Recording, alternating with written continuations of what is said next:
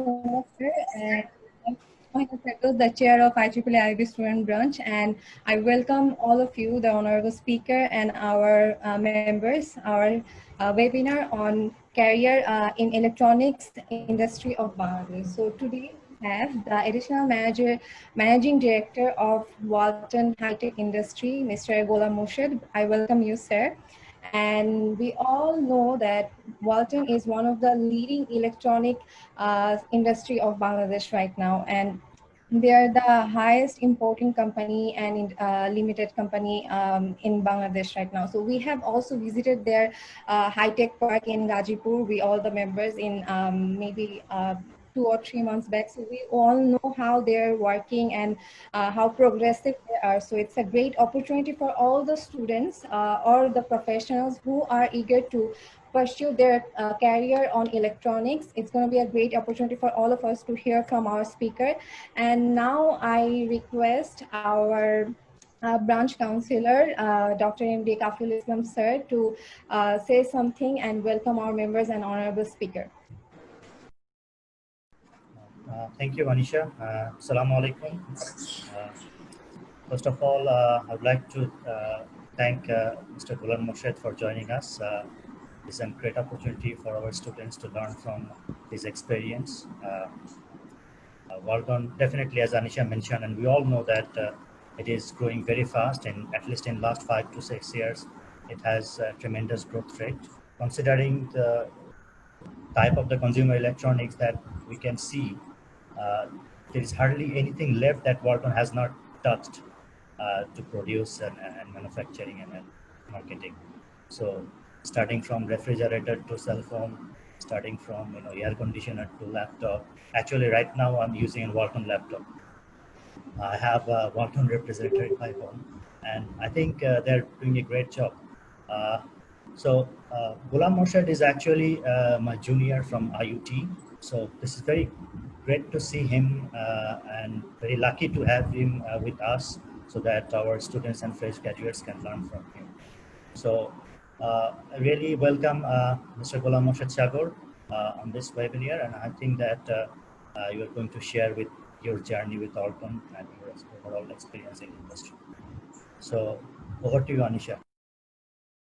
Thank you so much, Kafi sir. So, sir, as you are working at Walton, firstly tell us about something about Walton. What is your responsibilities at Walton, and how are you coping up with the current situation in Walton? Thank you. I'm okay to hear to you. Is it sounded okay there? Yes. Thank you. So first of all, assalamu alaikum. Good evening. I'd like to speak in Bengali. Is there any problem from your side? Sure, sir. Sure. Thank you so much. Thank you. The thing is, Walton journey 2010 সালে graduation করার পরে mechanical engineering এ graduation করি, তারপর 2010 সালে probationary assistant engineer হিসেবে আমি join করি। First of all আমি জয়েন করি এয়ার কন্ডিশন R&D ডিপার্টমেন্টে। তো R&D ডিপার্টমেন্টে R&D কাজগুলো খুব ক্রিয়েটিভ টাইপের এবং কাইন্ড অফ ডেস্ক জব, যে অনেক ডিজাইন করতে হয়, সলিডওয়ার্কস নিয়ে কাজ করতে হয় এবং মাথা খাটায় অনেক কিছু করতে হয়, যেটা কিনা সারাদিন ডেস্কটপের সামনে বসে থাকতে হয়। তো কেন জানি মনে হলো যে আসলে R&Dর এই এক জায়গাতে বসে থাকা কাজটা আমার দ্বারা সম্ভব হবে না। In that time I have requested to management that something dynamic কিছু যদি আমাকে দেয়া যায়। লাকিলি আফটার 6 মান্থস আমি এয়ার কন্ডিশন প্রোডাকশন ডিপার্টমেন্টে জয়েন করি। আমরা জানি যে প্রোডাকশন ডিপার্টমেন্টে একটু ডাইনামিক জব বলতে কি, হ্যাসেল থাকে, অনেক মুভমেন্ট করতে হয়, রুট লেভেলে অনেক লোকজনদের নিয়ে ম্যানেজ করতে হয়, তাদের সঙ্গে শিফট চলে, day shift, night shift, phone calls থাকে প্রচুর। তো সামহাউ প্রোডাকশন ডিপার্টমেন্টে শিফট হওয়ার পরে এয়ার কন্ডিশনে সেখানে আমি সেট হয়ে যাই। তার কিছুদিন পরে এয়ার কন্ডিশন সেকশন থেকে রেফ্রিজারেটর সেকশনে আমি শিফট করি, কারণ ওইখান থেকে আরেকটু ডাইনামিজম আমার দরকার ছিল নিজের মধ্যে। তো সেখানেও 2013 সালের দিকে আমি এখানে জয়েন করি। তো ওইখানে বছর খানিক থাকার পরে আমি শিফট করি Walton management board of director as a board secretary হিসেবে। ডিরেক্টরদের সাথে ডিরেক্ট কাজ করার জন্য সৌভাগ্য হয়ে থাকে। সেখানে আমি 4 বছর কাজ করার পরে 2019 সালে আমি অ্যাপয়েন্টেড হই সিইও রেফ্রিজারেটর ডিভিশনে। ওয়ালটনের ম্যাক্সিমাম যে মেইন ভলিউম প্রোডাকশনের, সেলসের, রেভিনিউয়ের, বিজনেসের, সেটা হচ্ছে রেফ্রিজারেটর। সেই রেফ্রিজারেটর ডিভিশনে সিইও হিসেবে আমি জয়েন করি 2019-এ। 2019-এর মে থেকে 2020-র জুন পর্যন্ত সেই পদে থাকি এবং last week, just 1 week ago, I just got an appointment as an additional managing director. So it's a regulatory post. আমরা জানি ওয়ালটন এখন আইপিও অনুমোদন পেয়েছে, পাবলিক লিস্টেড কোম্পানিতে শেয়ার মার্কেটে আসতেছে আমাদের বিডিং অগস্টের ফার্স্ট উইক থেকে। তো এই হচ্ছে আমার ওয়ালটনের শুরুর দিকের জার্নি। অ্যাসিস্ট্যান্ট ইঞ্জিনিয়ার থেকে আজকে এই অবস্থানে আসছি। তো এর মধ্যে অনেক চড়াই উতরাই থাকবে, খুবই স্বাভাবিক। ডেডিকেশন থাকবে, হার্ডওয়ার্ক থাকবে। তো এখানে বলার মধ্যে একটা ইস্যু যে ট্যালেন্ট, তো অবভিয়াসলি ট্যালেন্ট ছাড়া, ক্রিয়েটিভিটি ছাড়া আসলে বিকাশ করা যায় না। বাট ট্যালেন্টের পাশাপাশি হার্ডওয়ার্কটা হচ্ছে ম্যাক্সিমাম এফোর্ট দিতে হয়। এবং আমি লাস্টলি এইটুকু বলতে চাই যে sometimes hard work can defeat the talents. এটা আমি পার্সোনালি বিলিভ করি। That's all from my side as a journey in Walton. Okay, sir. Mashallah, you have done so great. And যেহেতু আমরা ইলেকট্রনিক ইন্ডাস্ট্রি নিয়ে কথা বলছি, সো বাংলাদেশে ইলেকট্রনিক ইন্ডাস্ট্রিটার অবস্থানটা কিরকম, এন্ড কোন কোন কোম্পানি বা অ্যাসোসিয়েশন গুলো এর সাথে রিলেটেড, এটা যদি আমাদের স্টুডেন্টদেরকে একটু জানাতে। এটা বলার আগে একটু হিস্ট্রি ঘাটতে হবে আমাদের। বাংলাদেশে 1930 সাল থেকে ইলেকট্রনিক্স যে যন্ত্রাংশ বলি বা পণ্য, সেটার সূচনা হয়। এরপরে যদি আমরা সেকেন্ড ওয়ার্ল্ড ওয়ার চিন্তা করি, সেখান থেকে টেলিফোনের ব্যবহার শুরু হয়, সেখান থেকে আমাদের আরো ইলেকট্রনিক্স ডিভাইসের কথাবার্তা শুরু হয়। আর 60-এর দশকের শুরু থেকেই বেসরকারিভাবে ইলেকট্রনিক্স গুডস বা যন্ত্রাংশগুলি সেটার ব্যবহার শুরু হয়, সেটা বাংলাদেশেই আমি বলতে পারি। তো যখন কিনা একটা সময় ছিল যে ইলেকট্রনিক্স গুডস ইম্পোর্ট করে আনতে হবে, ইলেকট্রনিক্স গুডস বাইরে থেকে এনে হয়তো সংযোজন করলাম, সংযোজন করে সেটা কিনা আমরা বাজারজাত করতাম। ওয়ালটনের শুরুটাও কিছুটা এরকম ছিল, টেলিভিশন সংযোজন করা হতো। 2008-এ এটাকে শিল্প বিপ্লব বাংলাদেশের প্রেক্ষাপটে বলা যায়। 2008-এ ওয়ালটনই প্রথম ইলেকট্রনিক্স ম্যানুফ্যাকচারিং এর সূচনা করে, রেফ্রিজারেটর ম্যানুফ্যাকচারিং দিয়ে, টেলিভিশন ম্যানুফ্যাকচারিং দিয়ে। সো ইলেকট্রনিক্সের যে বিপ্লবটা ওয়ালটনের মাধ্যমে বাংলাদেশে যে তৈরি হয়েছে 2008 থেকেই, 2008 থেকে আজকে হচ্ছে 2020। তো এই 12 বছরে এক যুগ বলতে পারি। এই এক যুগেই ইলেকট্রনিক সেক্টরের যে উত্থান এবং বিপ্লব, এটা সবার চোখে পড়ার মতো। আমার আসলে এখানে ডাটা দিয়ে বলার কিছু নাই, যেখানে একটা সময় ইলেকট্রনিক্স গুডস ইম্পোর্ট করে ইম্পোর্টাররা বা টোটালটাই ফরেন কান্ট্রির উপর ডিপেন্ড থাকতে হতো, যে এই গুডস গুলা বাংলাদেশে পাওয়া যাচ্ছে না, একটা হাই প্রাইসে আমাদের কিনতে হতো, বাইরে থেকে আনতে হতো। এরপরে যেটা হচ্ছে যে বাংলাদেশে যখন এই ম্যানুফ্যাকচারিংটা শুরু হলো, আমাদের এখানে দেখা যাচ্ছে যে এত সহজলভ্য হয়ে গেছে। মার্কেট শেয়ার এখন আমি যদি বলি ওয়ালটনের সকল কিছু মিলায় রেফ্রিজারেটর মার্কেট শেয়ার 75% প্লাস। তো এই যে একটা উত্থান, যে 2008-এর আগে বাংলাদেশ একরকম ছিল, 2020-এ এসে বাংলাদেশ আর এক রকম। কারণটা কিন্তু জাস্ট ওয়ালটনের ইলেকট্রনিক শিল্পে যেই যুগান্তকারী পদক্ষেপটা, কাউকে না কাউকে পদক্ষেপ নিতে হয়। তো কেউ একজন এগিয়ে না আসলে, আমি তোমাদের তুমি করে বলতেছি, তোমাদের ক্লাসে একজন টিম লিডার থাকতে হয়, ক্লাস রিপ্রেজেন্টেটিভ থাকতে হয়, একজনকে কেউ না কেউ একজন টিম লিড করতে হবে। যে টিম লিডার যদি ঠিক মতো লিড করতে না পারে, ক্লাসের টোটাল সেগমেন্টে একটা বিশৃঙ্খলা তৈরি হতে পারে। এই বিজনেস শুরু থেকে যে ওয়ালটন যে শুরুটা করেছিল as a pioneer, electronics giant হিসেবে এখন ওয়ালটন আছে, বাট অ্যাজ এ পায়োনিয়ার যদি বলি, সেই 2008 সাল থেকে একটা রিস্ক নিয়ে বাংলাদেশে এই শিল্পটাকে ডেভেলপ করার চেষ্টা করা হচ্ছে। এই ছিল ওয়ালটনের শুরু, বাংলাদেশে ইলেকট্রনিক্স খাতে ওয়ালটনের যাত্রা শুরু। এবং সেই থেকে শুরু করে আজকে বাংলাদেশে এই অবস্থানে আসছে। ওয়ালটন আসার পরে ওয়ালটনের মতো আরো প্রায় অর্ধ শতাধিক কোম্পানি ইলেকট্রনিক্স প্রোডাক্টস ম্যানুফ্যাকচারিং বলি বা যাই করি আরো শুরু করেছে। আমাদের রেফ্রিজারেটর থেকে শুরু করে television, air conditioner, cellphone, laptop, mobile, electrical appliance, small home appliances, each and every product আমরা এখানে ম্যানুফ্যাকচারিং করতেছি। এবং জাস্ট বিকজ অফ যে ওয়ালটন করতেছে, একটা সেক্টর তৈরি হয়েছে, এটা দেখা দেখি আরো কিছু সেক্টর এগিয়ে আসছে। একটা সময় বাংলাদেশ আরএমজি সেক্টর বেসড ছিল, এখনো আছে, একটা ইকোনমির বিশাল একটা অংশ তারা কন্ট্রিবিউট করে, বাট এখন সময় একটু চেঞ্জ হয়ে আসছে। আমি যদি শিল্প বিপ্লব বলি, কোভিড-19 কিন্তু একটা শিল্প বিপ্লব নিয়ে আসছে। সেটা কিনা আজকে যে আমরা অনলাইনে কনফারেন্স করছি, ডিজিটাল প্ল্যাটফর্মটা, এটা কিন্তু কোভিড-19 খারাপ হচ্ছে একদিকে, বাট বিপ্লব কিন্তু আসছে। চতুর্থ শিল্প বিপ্লব যদি বলি, এই কোভিড-19 এর মাধ্যমে কিন্তু আসছে। ডিজিটাল শিল্প বিপ্লব যেটা, সেটা কিন্তু বর্তমানে আসছে। তো সেই রকম ওয়ালটন যদি শিল্প বিপ্লব করে থাকে ইলেকট্রনিক সেক্টরে, ওয়ালটনই করেছে। এবং ওয়ালটনের মাধ্যমেই বাকি যে কোম্পানিগুলা সাহস করতে পেরেছেন, এগিয়ে আসছেন, বাংলাদেশ ইলেকট্রনিক শিল্পে তাদের একটা অবদান রাখতে পারছে। Thank you sir. সো যেসব স্টুডেন্টরা যারা ইলেকট্রনিক অ্যান্ড ইলেকট্রিক্যাল ইঞ্জিনিয়ারিং পড়াশোনা করছে, হচ্ছে, সো তারা কিভাবে নিজেদেরকে এই সিচুয়েশনটাতে প্রিপেয়ার করবে, বিকজ এখন তো জব মার্কেটটা is going to be really different আগের থেকে। সো কিভাবে তারা বাসায় বসে তাদের স্কিলগুলো ডেভেলপ করতে পারে, বা আপনার ওভারঅল তাদের জন্য কি সাজেশন থাকবে? ওয়েল, কোভিড-19 যেমন একটা সেক্টরে ক্ষতি হচ্ছে, আর একটা সেক্টর কিন্তু ওপেন হচ্ছে। আমি যেটা একটু আগে বললাম, অনলাইন প্ল্যাটফর্মে আজকে অনেক প্রয়োজন, ইঞ্জিনিয়ারদের দরকার, সফটওয়্যার ডেভেলপার দরকার, ইলেকট্রনিক্স ইঞ্জিনিয়ার দরকার। সো এই যে ব্যাপারটা, যে এখন আমি যদি একটা কোনো থিওরি বলে দিই সেখানে ফিক্সড হয়ে যাবে। আমি একটু অন্য টপিকে যাই, পরে এই টপিক আসতেছি। এম ইন লাইফ রচনা তো আমরা মোটামুটি সবাই লিখেছি, সত্য। আমি এটা ঘোর বিরোধী। কি কারণে ঘোর বিরোধী?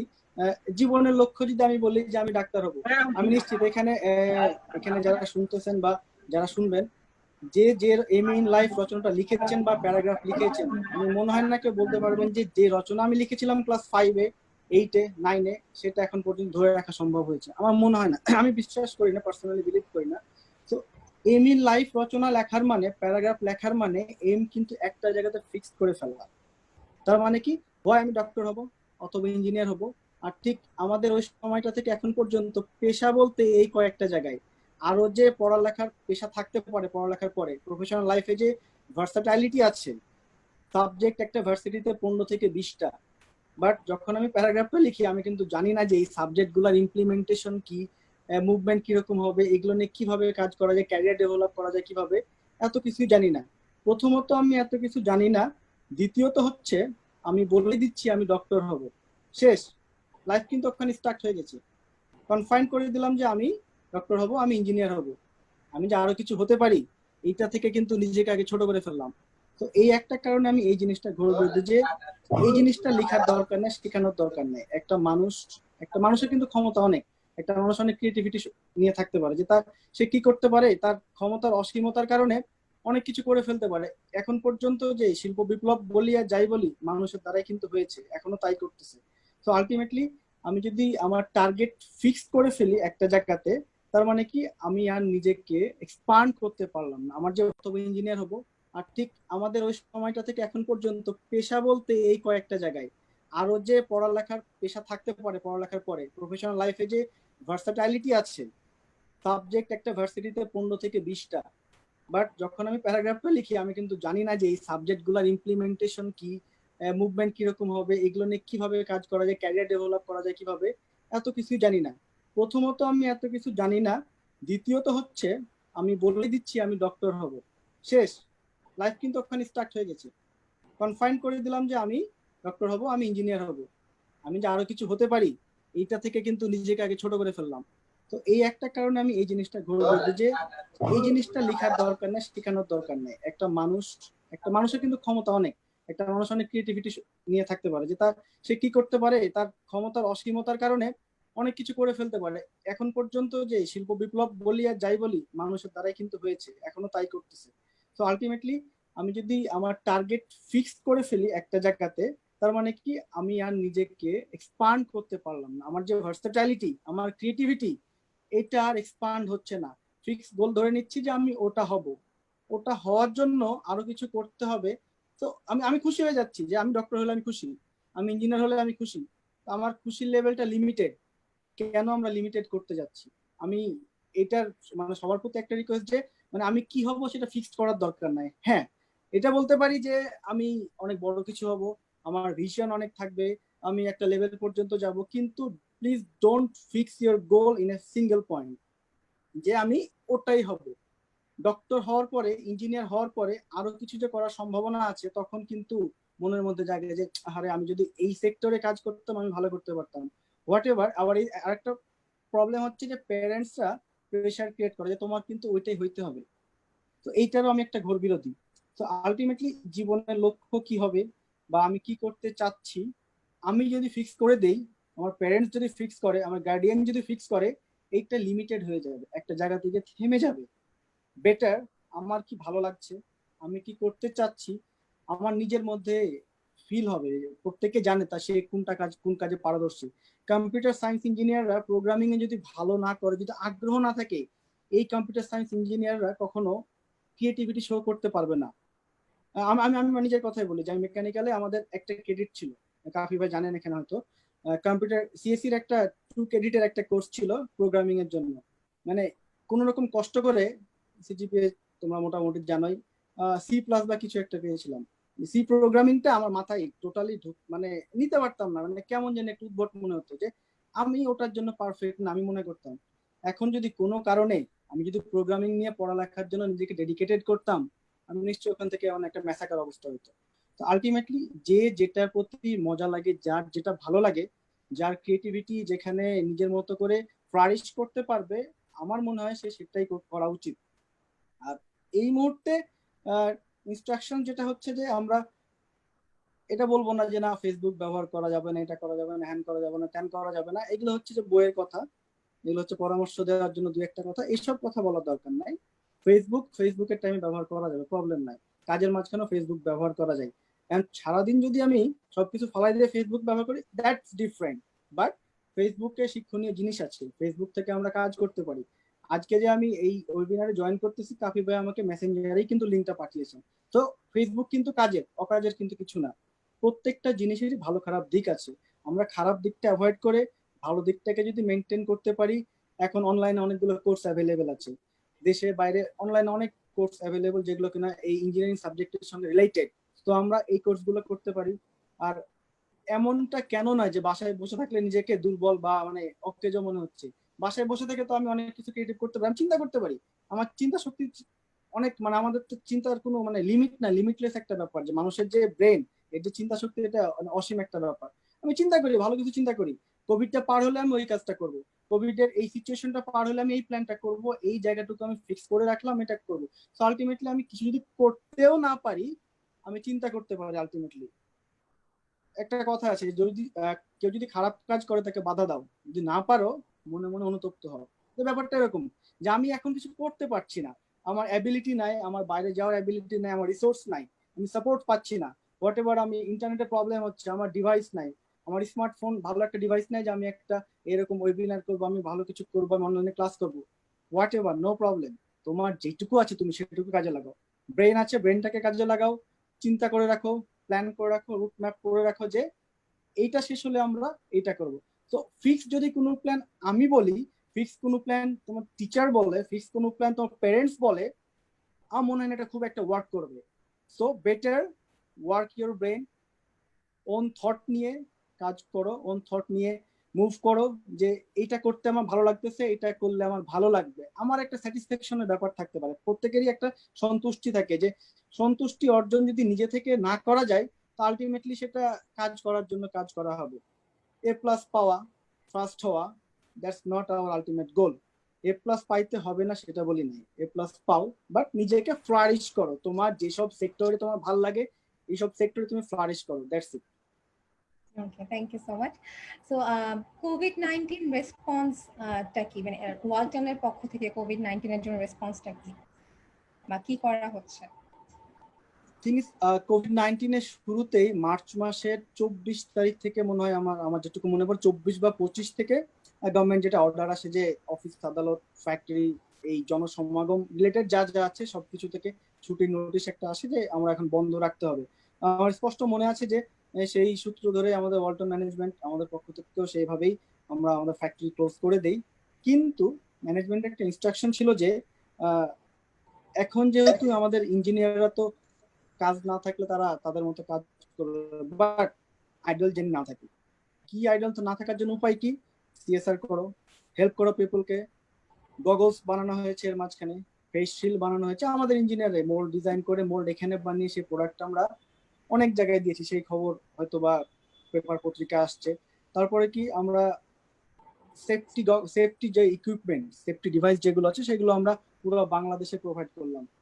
লাস্টলি যেটা করা হয়েছে আমাদের ইঞ্জিনিয়ারদের এবং মেট্রোনিক বাংলাদেশের সহযোগিতায়, মেট্রোনিক হচ্ছে আয়ারল্যান্ড বেসড একটি ভেন্টিলেটর মানে মেডিকেল ডিভাইস মেকিং কোম্পানি, তাদের সহযোগিতায় তাদের সঙ্গে যে কো ব্র্যান্ডিং এ আমরা ভেন্টিলেটর নিয়ে কাজ শুরু করি। মার্চের 27 তারিখে আমাদের অনারেবল আইসিটি মিনিস্টার পুলক ভাইয়ের সাথে আমাদের যে মিটিং হয়েছিল, ওখানে আইসিটি মিনিস্ট্রির থ্রুতে একটা প্রোগ্রাম অ্যারেঞ্জ করা হয়েছিল মেট্রোনিক এবং ওয়ালটন সমন্বয়ে, যে আমরা ভেন্টিলেটর বাংলাদেশে বানিয়ে সাপোর্ট দিব। এন্ড ইনশাল্লাহ আমরা উইদিন নেক্সট উইক হয়তো আমরা এটা একটা অফিসিয়াল লঞ্চিং এ যাব। আমরা প্রথম 100 পিস বাংলাদেশের ভেন্টিলেটর আমরা প্রোভাইড করতে যাচ্ছি ওয়ালটন মেট্রোনিক কো ব্র্যান্ডিং এ। সো এই যে টাইমটা আমি যেটা বলছিলাম যে অপশন নাই, বন্ধ, ফ্যাক্টরি বন্ধ, অফিস বন্ধ, কিন্তু আমাদের ওয়ার্কফোর্স আমরা বসায় রাখি নাই।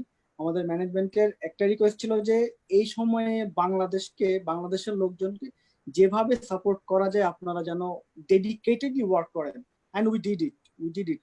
আমাদের হান্ড্রেডস ইঞ্জিনিয়ার অফ ফ্যাক্টরিতে সেই সময় কিন্তু দিন রাত কষ্ট করে এই যে সেফটি গিয়ার্স গুলো তৈরি করেছে, এগুলো আমরা প্রোভাইড করেছি। ভেন্টিলেটর নিয়ে কাজ করেছি। ভেন্টিলেটর কিন্তু মানে এই ছোটখাটো কোনো একটা ডিভাইস না, এটা একটা মানুষের মানে জীবন মরণের একটা যন্ত্র। You know all better than me. It's a medical device, ICU তে ইউজ করা হয়, এবং যখন মানুষের শ্বাসযন্ত্র কাজ করে না, কৃত্রিম ভাবে আর্টিফিশিয়ালি মানুষের ব্রিদিং সিস্টেমটাকে মুভ করা হয়, ব্রিদিং সিস্টেমকে চালু রাখা হয়। সে পালস মেজার করে, ব্রিথ রেট মেজার করে, যতটুকু দরকার অক্সিজেন রেশিওটা সেইটা মেনটেন করে প্রোভাইড করে। So it's not a matter of joke যে যেই ডিভাইসটা মানুষের অন্তিম মুহূর্তে আইসিইউতে ইউজ করা হবে সেটা নিয়ে আমরা কাজ করতেছি, এবং successfully we did it. Next উইকে হয়তো বা সেই গুড নিউজটা আমরা দিতে পারবো যে প্রথম 100 পিস যে ট্রায়াল ম্যানুফ্যাকচারিং এর কথা বলেছিলাম আমরা, সেটা সফলভাবে হয়ে গিয়েছে মেট্রোনিকের সাথে। নেক্সট উইক বা হোপফুলি নেক্সট উইক আমরা ফার্স্ট 100 পিস আমরা হ্যান্ড ওভার করতে পারবো। তো এই যে একটা বিষয়, ওয়াই ওয়ালটন, মানে ওয়ালটনই কেন করতে হবে? ওয়ালটন না, আরো অন্যান্য অনেক কোম্পানি এই সময় অনেক কাজ করেছেন। ইলেকট্রনিক্স কোম্পানি, আরো বড় বড় যারা ম্যানুফ্যাকচারার আছেন, যারা জায়ান্ট কোম্পানি আছেন, তারা এই সময় সাপোর্ট দিয়েছেন বাংলাদেশকে। তো ওয়ালটনের এই কথাটা বলার মেসেজটা হচ্ছে এরকম যে আমার পজিশন, আমার সিস্টেম, আমাকে সিচুয়েশন আমাকে সাপোর্ট করতে না পারে, বাট আমার যতটুকু আমার রিসোর্স আছে এটুকু যদি আমি কাজে লাগানোর চেষ্টা করি, হোয়াট এভার তোমাদের আইইউবি বা এখানে যারা আছেন তারা একটু যদি কমিউনিটি গ্রো করা হয়, তারা যদি বলা হয় যে না কিছু না, আমরা 10 টাকা করে প্রত্যেকে পার হেড, এই যে স্টুডেন্ট 10 টাকা is not a big deal, আমরা অনেক খরচ করি, অনেক কিছু 10 টাকা পার হেড কোনো ইস্যু না। যদি বলি যে 10 টাকা করে টাকা দিয়ে আমরা যদি 10 জন থেকে 100 টাকা করে যদি 2 জনকে একবেলা খাবার দেওয়া, এটা কিন্তু একটা কাজ। তো এই যে এই টাইমটাকে আসলে মানে চিন্তা শক্তির পাশাপাশি যে কোনো একটা ইফোর্ট দেওয়া একটা কাজ, যে আমরা ভালো কিছুর জন্য ব্যয় করি। তো এইটুকুই হচ্ছে আমার বলার, যে আসলে বাসায় বসে থাকলে বোর লাগবে, খুবই স্বাভাবিক। আমরা এখন অফিস করতেছি, বাসায় এই ওই 2 মাস কাজ করার মধ্যে থাকার পরেও যে মাঝে মধ্যে 1-2 দিন বাসায় থাকতে হতো, সেটা বোর লাগতো। তো এরপর যারা 2 মাস 3 মাস ধরে বাসায় বসা, আমাদের প্যারেন্টসরা যারা তারা বাইরে বের হচ্ছেন না, তো তাদের জন্য একটা বোর ফিল হওয়াটাই স্বাভাবিক। তো আমাদের যে এই বয়সে ইয়াংরা, তোমাদের মতো যারা ইয়াং চ্যাপ আছে, তারা তারা তো বাসায় বসে থাকতে বোর লাগবে। তো তোমাদের যে ক্রিয়েটিভিটি, তোমাদের মতো করে তোমরা সাজায় নাও, তোমরা কি করলে ভালো লাগতে পারে। ব্যাপারটা এরকম লাইফ রিস্ক নিয়ে কিছু করতে বলছে, লাইফ রিস্ক নেওয়ার দরকার নেই, যতটুকু সম্ভব ততটুকু এফোর্ট দাও, that's it. Thank you so much. So এখান থেকে আমরা খুব ভালোভাবে শিখতে পারলাম যে আপনি ভালো কিছু করার জন্য you only need good intentions and then you are good to go. Effort. তো একটা ফ্রেশ গ্র্যাজুয়েট যখন ওয়ালটনে ঢুকতে যাবে, তো সিজিপিএটা অনেক জায়গায় ম্যাটার করে, অ্যান্ড ম্যাটার করে না, এটা অনেক বড় একটা কনফিউশন থাকে যে আমার সিজিপিএ কম বা অনেকের অনেক ভালো থাকে, সো আমি কিভাবে ঢুকবো, বা অনেকে ভাবে যে 3 এর নিচে আমার সিজিপিএ, আমি ঢুকতেই পারবো না, কোথায় অ্যাপ্লাই করতে পারবো না, সো নিরাশ হয়ে যায়। So in that case Walton সিজিপিএটাকে কিভাবে দেখে, আর একটা ফ্রেশ ট্রিপলি গ্র্যাজুয়েটের কোন স্কিল সেটগুলো অ্যাকচুয়ালি দেখা হয় যখন রিক্রুটমেন্টের টাইমে আর কি? অ্যাজ এ ইঞ্জিনিয়ার এটা একটা কন্ট্রোভার্সিয়াল ইস্যু। আমি যেটা বলবো সবার ভালো লাগবে ঠিক এই মুহূর্তে, আবার কিছু জায়গাতে খারাপ লাগবে। কাফি ভাই আছেন এখানে, you was a good student, you was ranked student, electrical department from IUT, খুব ভালো সিজিপিএ হোল্ডার তিনি। তো তার সামনেই আমার বলতে হচ্ছে ঠিক এই মুহূর্তে যে সিজিপিএ যদি আমি আমার দিক থেকে চিন্তা করি, CGPA doesn't matter to go up first of all, but thing is একদম খুব লো গ্রেড সিজিপিএ কোনো ইনস্টিটিউট, কোনো অর্গানাইজেশন ফার্স্ট লুককে অ্যালাউ করবে না, এটা কিন্তু মাথায় রাখতে হবে। আমি যদি বলি যে হ্যাঁ, একটা কোনো রকম একটা সিজিপিএ নিয়ে এক জায়গায় জয়েন করার পরে তারপর তুমি তোমার ক্রিয়েটিভিটি দেখাও। এখন যদি তোমার এন্ট্রান্স সার্টিফিকেটই না পাও, আগে যেমন এন্ট্রান্স সার্টিফিকেট বলতো ম্যাট্রিকুলেশনকে, যে একটা সার্টিফিকেট একটা পর একটা স্টেপ থাকে, তো 5 স্কলারশিপ, 8 স্কলারশিপ, এসএসসি, এইচএসসি, এগুলো মানেটা কি? যে একটা করে স্টেজ পার হয়ে ধরে নেওয়া হচ্ছে তুমি এইটুকুর জন্য capable, fine, no need further. আবার কি এই ম্যাট্রিক পরীক্ষা এসএসসি ধরে নেওয়া হচ্ছে এটা যদি ভালো রেজাল্ট করো এইটুকুর জন্য তুমি capable, next stage go for HSC, HSC done, go for university undergrad সেটাও ডান, গো ফর মাস্টার্স। ঠিক আছে, এগুলো হচ্ছে একটা করে স্টেজ। যখনই ধরে নিচ্ছি যে আমার সিপিএ বা সিপিএ 5 যদি ওগুলো তো পেয়ে যায়, তো আন্ডারগ্র্যাডে কেনই বা খুব খারাপ করবো। আমি বলছি না যে 3.85, 3.9, 3.7, 3.65 আউট অফ 4 পাইতে হবে, নট নেসেসারিলি। বাট এই টাইপের ইঞ্জিনিয়ারদের বা আমাদের অর্গানাইজেশনে যদি বলি বিলো 3টা আমরা একটু ডিসকারেজ করি, বিকজ একেবারে খারাপ মানে কি, মানে আসলে যে সবকিছু একটা ইমব্যালেন্সড অবস্থায় আসা। আমরা ধরে নিচ্ছি যে 3-র ওপরটা মোটামুটি চলে যায় আর কি। 3-র উপরে যারা, তারা হচ্ছে সবকিছু ব্যালেন্স করে চলতে পারে। 3.7 মোর দেন 3.6, 3.65 তারা অন্য লেভেলের আর কি, খুব ভালো স্টুডেন্ট তারা, দে আর গুড স্টুডেন্ট। সো আমরা ওই লেভেলটা চিন্তা না করি, আবার বিলো 3টাও চিন্তা না করি। ইন দ্য মিড রেঞ্জ যেটা পড়ছে এটাকে ধরে নিচ্ছি যে এই লেভেলটা তারা খেলাধুলা পারে, তারা পড়ালেখা পারে, তারা মুভি দেখে, তারা গেমস খেলে, তারা আড্ডাবাজি পছন্দ করে, তারা সবকিছুতেই নিজেদের মধ্যে রাখে, যার কারণে কি এরা খুব হাইও যায় নাই, আবার খুব লোতেও যায় না। এটা হচ্ছে আমার পার্সোনাল পারসেপশন। এখানে অনেক মানে কন্ট্রোভার্সিয়াল ইস্যু আসতে পারে, অনেকের কথা আসতে পারে, তাহলে বলবেন যে না, তাহলে কেন আপনি বলতেছেন আমাদের কি পড়ালেখা করবো না? অবভিয়াসলি পড়ালেখা করতে হবে। আবার যদি কেউ বলে যে না, সিজিপিএ তো খুব একটা ম্যাটার করে না, তাহলে একটা কিছু করলেই হয়। আবার যারা 3.65, 7.5 পাচ্ছেন, তারা যদি বলেন যে না, তাহলে এত পড়ালেখা করতেছে, আপনি কেন ডিসকারেজ করছেন? আমি বেসিক্যালি কাউকে ডিসকারেজ করছি না, কাউকে হিউমিলিয়েট করছি না, আবার কাউকে ওভারফ্লোস কিছু বলছি না। ব্যাপারটা এরকম যে মিনিমাম একটা সিজিপিএ ধরে রাখাটা অবশ্যই দরকার, এটা আমি কখনো ডিসকারেজ করব না। Try to maintain 3 and above, যেটা ফার্স্ট ক্লাস বলি আমরা, 3 and above. Honours no need, 3 and above maintain করো, এটার মধ্যে থাকো। খুব হাই গ্রেড সিজিপিএ হলে আমাদের একটা মানে এটা কমন একটা কনটেক্সট যে দেশের বাইরে চলে যায়। মোর দেন 3.75, মোর দেন 8 আমাদের দেশের বাইরে চলে যাওয়ার একটা প্রবণতা আছে, স্কলারশিপ নিয়ে চলে যায়। এটা হচ্ছে সত্য ঘটনা যে অর্গানাইজেশন গুলো চিন্তা করে যে আমি যে একটা ইনভেস্ট করব, এটা তো আমার একটা মানে রিসোর্স, যে আমার একটা সম্পদ, একটা অ্যাসেট, যে ইন্টেলেকচুয়াল প্রপার্টি। আমি একজনকে রিক্রুট করব, সে কয়দিন পরে দেশের বাইরে চলে যাবে, তো আলটিমেটলি কি হবে, যে আমি তাকে যদি 1 ইয়ার 2 ইয়ারও যদি আমি কিছু শিখাই থাকি, তার কাছ থেকে আমি কিছু পাবো না। 2 ইয়ার্স পরে কি হবে, দেশের বাইরে গিয়ে সে তো ইনস্টিটিউট অর্গানাইজেশনে থাকলোই না, দেশেও থাকলো না, বাইরে চলে গেল।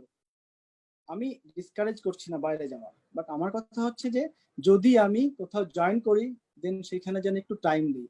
একটা সেক্টরে, একটা অর্গানাইজেশনে যদি আমি উপরে যেতে চাই, আমার লেভেলে যদি পিক করতে চাই, একটু সময় দিতে হবে। একটা মানুষ সময় হতে তো সময় লাগে।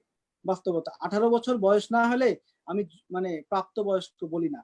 যদি আমি একটা মানুষের জন্য 18 বছর বয়স হওয়াটাকে প্রাপ্তবয়স্কর বেঞ্চমার্ক ধরি, তাহলে একটা অর্গানাইজেশন কেন একজনকে রিক্রুট করার পর এক্সপেক্ট করবে না যে সেই মানুষটা 4-5 বছর তার এখানে থাকুক?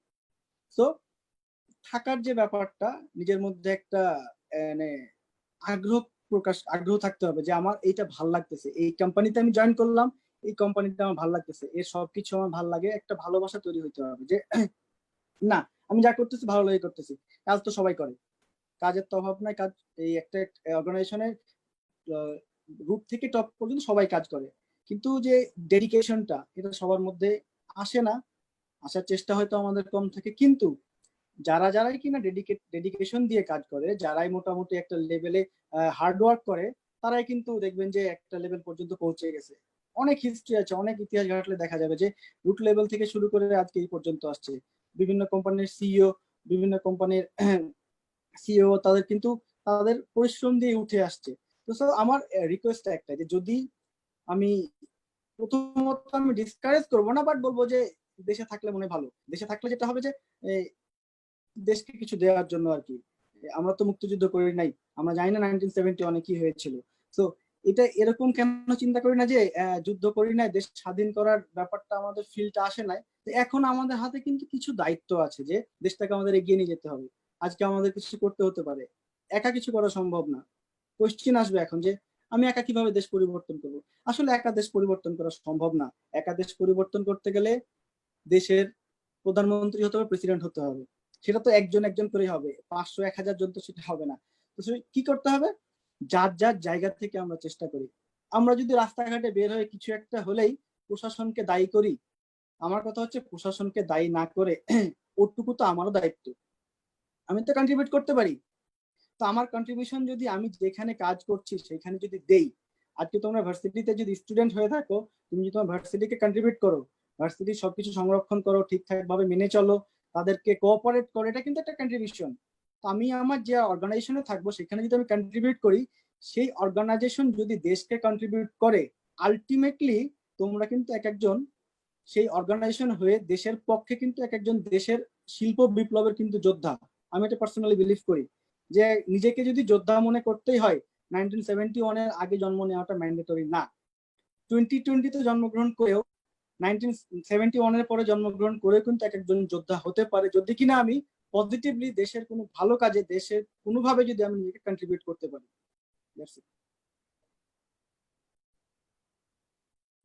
আনমিউট করতে হবে।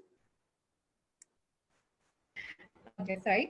So, থ্যাংক ইউ সো মাচ। একটা অনেক ভালো একটা ইনসাইট ছিল, but at the same time একটা খুব প্র্যাকটিক্যাল ব্যাপার থেকে এখানে, যে একটা ফ্রেশ গ্র্যাজুয়েট, ট্রিপল গ্র্যাজুয়েট যখন দেখা যায় যে অ্যাপ্লাই করে কোনো জায়গায়, মানে তার ফিল্ডে, ইলেকট্রিক্যাল বা ইলেকট্রনিক্স যে ফিল্ডেই হোক না কেন, সো স্যালারি স্কেল যেটা থাকে, this is a very practical thing, because আমরা সবাই হয়তো, হ্যাঁ সবাই পড়াশোনা করছে, but lot of us has to support their family, বা মানে কাজ করে they have to give back up to their family. So যেটা থাকে যে দেশে কাজ করার ক্ষেত্রে যেটা দেখা যায় যে it takes at least 5 to 6 years to develop a minimum salary scale, which is like, you know, sober salary scale.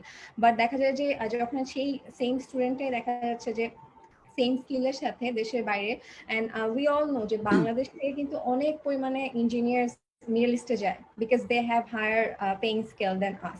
তো এই ক্ষেত্রে দেখা যায় যে ওই একটা লোক থাকে যে হ্যাঁ আমি তো আমার এই সেম স্কিলটা দিয়ে আই ক্যান গেট মোর, তাহলে আমি কেন কম্প্রোমাইজ করবো? হ্যাঁ, we have the mindset that we have to contribute to our country, but still একটা জিনিস থাকে যে একটা প্র্যাকটিক্যাল থিঙ্কিং থাকে যে I have to support my family and other things.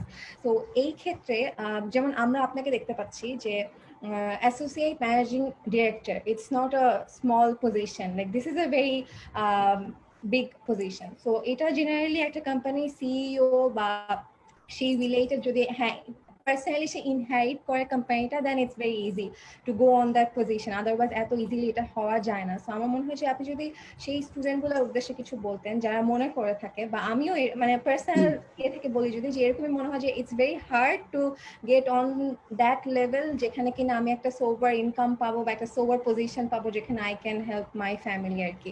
So বিদেশে যাওয়াটা এই জন্য অনেক ইম্পর্টেন্ট, মানে সবার কাছে অনেক ইম্পর্টেন্ট মনে হয়। So something on that point. Thank you. এখানে কিছু ইন্টারেস্টিং গল্প আছে, আমি একটু শেয়ার করি। যখন আমরা 4th ইয়ারের লাস্ট সেমিস্টারে, আমাদের ব্যাচের অনেকেই 8th সেমিস্টার কমপ্লিট হয় নাই, ফাইনাল এক্সাম আমরা দিব, ফাইনাল এক্সাম 1 মাস পরেই 4-5 জনের চাকরি হয়ে যায় ভালো ভালো জায়গায়, ইভেন শেভরনের মতো কোম্পানিতে একজনের চাকরি হয়ে যায় কোনো না কোনো কারণে। সে হয়তোবা আগে থেকে এক্সাম দিয়ে রেখেছিল, তাদের তো রিক্রুটমেন্ট ব্যাপারটা অন্যরকম, যে হয়তো বা কোনো ফ্লেক্সিবিলিটি দেওয়া ছিল যে তুমি জয়েন করতে পারবে, অথবা এটুকু বলছে যে after getting your certificate you can join. ব্যাপারটা এরকম অনেকেরই এটাও ছিল যে হ্যাঁ আমরা তোমাকে কনফার্ম করলাম, সার্টিফিকেশন কনভোকেশনের পরে তুমি জয়েন করো। তখন কি হচ্ছে, আমরা যারা 8th সেমিস্টারের আমাদের কঠিন কঠিন সাবজেক্টগুলো, রেফ্রিজারেশন, এয়ার কন্ডিশনের মতো কঠিন সাবজেক্ট, মেটালার্জি আর মেকানিক্স, ডাইনামিক্স এর মতো সাবজেক্ট নিয়ে যখন আমরা টেনশন করতেছি পরীক্ষায় রেফার খাই কিনা, পাস করতে পারি কিনা, তখন শুনতেছি যে 4-5 জনের চাকরি হয়ে গেছে। জাস্ট থিঙ্ক করো যে তুমি 4th ইয়ার স্টুডেন্ট, কয়েকদিন পরে তোমার গ্রাজুয়েশন হবে এবং তুমি তোমার রেজাল্ট নিয়ে কনফিউজ যে কি হয়, কনভোকেশনটা আবার কোনো একটা রেফার খেলে কনভোকেশন পাবো না। ইটস ইন্টারেস্টিং থিং যে আমি কনভোকেশন নিয়ে থিঙ্ক করতেছি, এখানে 5 জনের চাকরি হয়ে গেছে। তো এই যে একটা মানে ডিলেমা, যে একটা কনফিউশন নিজের মধ্যে একটা খারাপ লাগা যে তাহলে কি আমাদের কিছু হবে না, তাহলে আমি কিছু করতে পারবো না, এইটা একটা পয়েন্ট।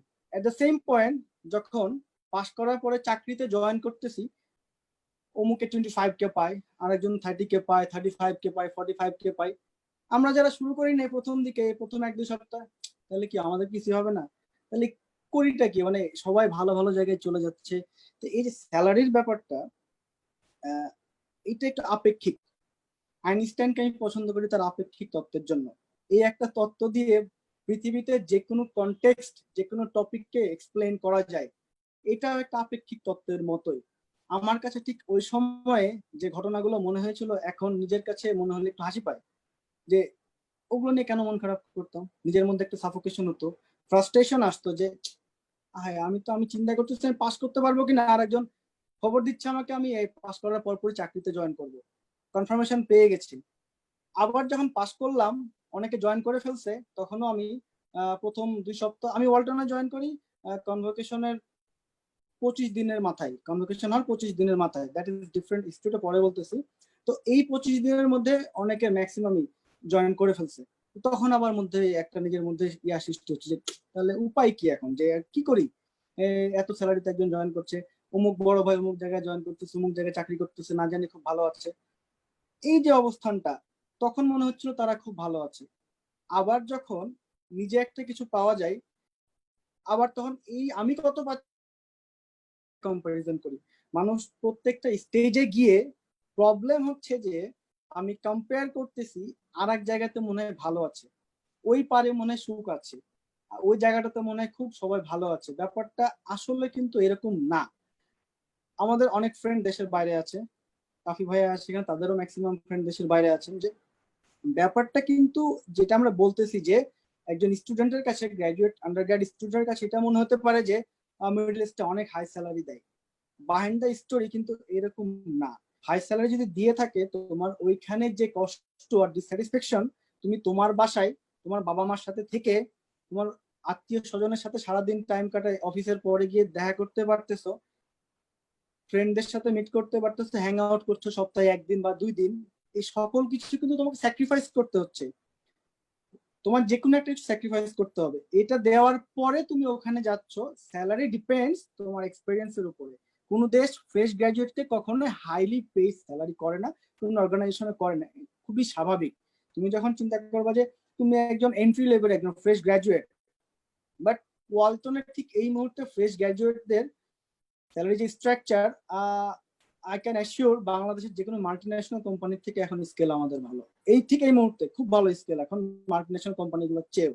সো এটা নিয়ে বদার হওয়ার কিছু নেই, ওরিড হওয়ার কিছু নেই। আর যেটা বাইরে যাওয়ার কথা বলতেছো তোমরা, যে বাইরে গিয়ে মনে অনেক সুখ, এতটা না। জাস্ট ট্রাস্ট মি, এতটা ফ্লেক্সিবিলিটি, এতটা ভালো লাগা তুমি এখন এইখানে বসে যা পাচ্ছ, ওইখানে গিয়ে ডিপ্রেশন কাটাতে লাগবে অনেকদিন। ওই এনভায়রনমেন্ট তোমাকে ক্যাচ করতে হবে, অ্যাডপ্ট করতে হবে, ওইখানে গিয়ে অড জব করতে হইতে পারে। নট নেসেসারি যে তুমি গিয়ে গিয়ে হয়তো ভালো চাকরি পেয়ে যাবা। হ্যাঁ, আরএশিপ পাচ্ছ, টিএশিপ পাচ্ছ, দ্যাট ইজ ডিফারেন্ট, যে স্কলারশিপের বিনিময়ে। কিন্তু তোমার সুপারভাইজারকে তোমার কিন্তু 24 আওয়ার সাপোর্ট দেওয়া লাগে। আমি অনেক এমনও শুনেছি আমার ফ্রেন্ডদের যে সুপারভাইজার তাকে বলে তুমি কেন সকাল 6টায় ল্যাবে আসো না। তো তখন সে কি বলার থাকবে, সে তো ওই দেশে চলে গিয়েছে অলরেডি, ওইখান থেকে ব্যাক করার তো অপশন নাই। ওকে রাগ করে চলে আসবে যে আমি করবো না, আমি থাকবো না তোমার সাথে, অপশন কি? কোনো অপশন নাই। সে ওখানে ট্র্যাপড হয়ে গেছে আলটিমেটলি। যে সকাল 6টায় তাকে যেতে বলে, আবার বলে কেন তুমি রাত 9টার আগে বের হয়ে যাচ্ছ। So what he would do then? কিছুই করার নাই। তুমি ওখানে চলে যাওয়ার পরে যে এরকম একটা অকওয়ার্ড সিচুয়েশনে পড়বা না, তার কোনো গ্যারেন্টি নেই। ইন দ্য আদার হ্যান্ড, আমি আমার দেশে আছি, দেশের একটা প্রতিষ্ঠানে কাজ করছি, দেশকে সাপোর্ট দিচ্ছি, প্রতিষ্ঠানকে সাপোর্ট দিচ্ছি, আমি আমার মতো ঘোরাফেরা করতেছি, আমি আমার মতো স্বাধীনভাবে চলাফেরা করতেছি, আমার ফ্রেন্ড ফ্যামিলি সবাইকে আমি টাইম দিচ্ছি, আমার ভালো লাগাগুলো শেয়ার করছি, মজা হচ্ছে, সবকিছু ভালো লাগার এখানে একটা ব্যাপার চলে আসছে। তো এই যে জিনিসগুলো যে একটু ক্যালকুলেশন করতে হবে, যে চাইলে যে দেশের বাইরে চলে যাওয়ার চিন্তাটা মানে হুট করে জানি আমরা না নেই, একটু চিন্তা করি, একটু সময় দিই। হ্যাঁ, এটা আবার আমার কোশ্চেন আসবে আবার যে আমি সময় দিতে গেলে তো আমার আবার জিআই দেওয়া লাগবে, আর্টস দেওয়া লাগবে, এত সময় আমি পাবো কোথায় পরে যদি আবার না হয়। কোয়েশ্চেন গুলা কিন্তু আই নো দ্য মানে সিনারিও, অ্যাকচুয়াল সিনারিও কি হয় আমরা জানি। ইভেন যখন পাস করে বের হই, আমার রুমমেটের মধ্যে 2জনই দেশের বাইরে চলে গেছে। আমার রুমমেটে আমি আমি আমরা 3জন ছিলাম, আমি দেশে আছি।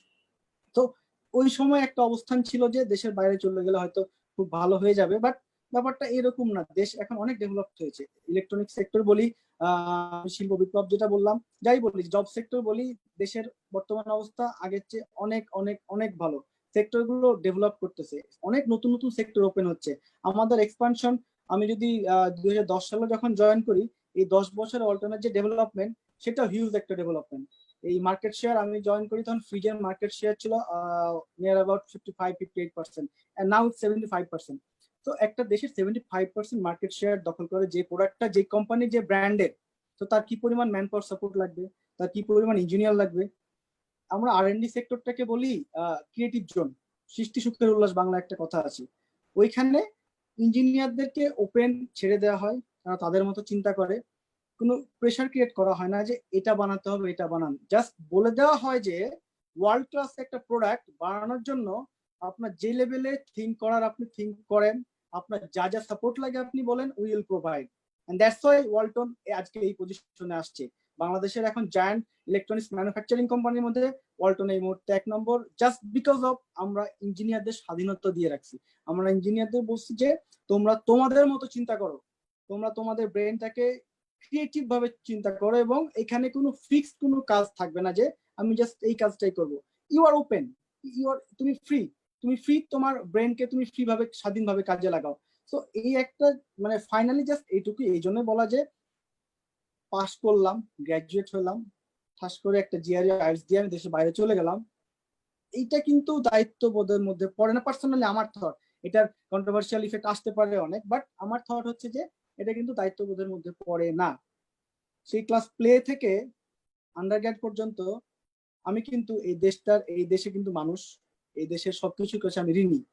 তো আমি জাস্ট আন্ডারগ্রেডটা কমপ্লিট করে এই ঋণের বোঝাটা বাড়িয়ে আমি দেশের বাইরে চলে যাই, হইতে পারে আমি কিছু কন্ট্রিবিউট করতে পারি ইকোনমিক্যালি, আমার ফ্যামিলিকে কন্ট্রিবিউট করতে পারি, but it doesn't make any sense যে আমি 20 বছর একটা জায়গায় থেকে সেখানের সবকিছু নিয়ে হুট করে আরেক জায়গায় চলে গেলাম। ব্যাপারটা এরকম যে তুমি কারো থেকে খুব সাপোর্ট নিলাম 5-6 বছর, তার সঙ্গে অনেক সাপোর্ট থাকে, অনেক ফিডব্যাক নেওয়ার পরে হঠাৎ করে বললা আচ্ছা ঠিক আছে আমি জায়গা আমার ভালো লাগতেছে না এখন।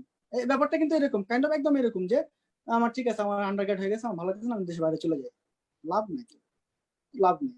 ওখানে গিয়েও ওই কাজই করতে হবে, ওখানে গিয়ে এফোর্ট দিতে হবে, কষ্ট করতে হবে। কষ্ট ছাড়া, বাংলাদেশ ছাড়া মানে পৃথিবীতে এমন কোনো দেশ নাই তুমি তোমার এফোর্ট ছাড়া, হার্ড ওয়ার্ক ছাড়া তুমি সাকসেস পাবা এমনটা না।